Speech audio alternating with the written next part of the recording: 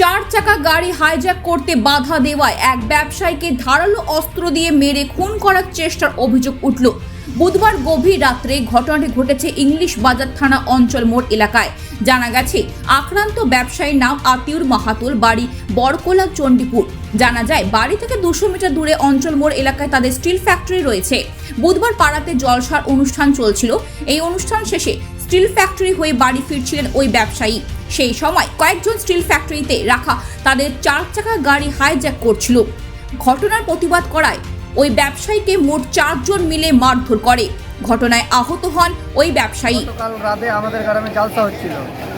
জালসার শেষ হয়ে গেছে। তারপরে আমার দাদা ফ্যাক্টরি ঘুরতে গেছিলো। পাশে আমাদের ফ্যাক্টরি ছিল, গ্রিলের ফ্যাক্টরি। এবার যে দেখে যে 3 জন ছেলে ফ্যাক্টরিতে গাড়ি ছিনতাই করতে এসেছে। আমাদের এই গাড়ি রাখা থাকে ফ্যাক্টরিতে। এবার ছিনতাই করতে এসেছে। এবার ওদের বাধা দিয়েছে।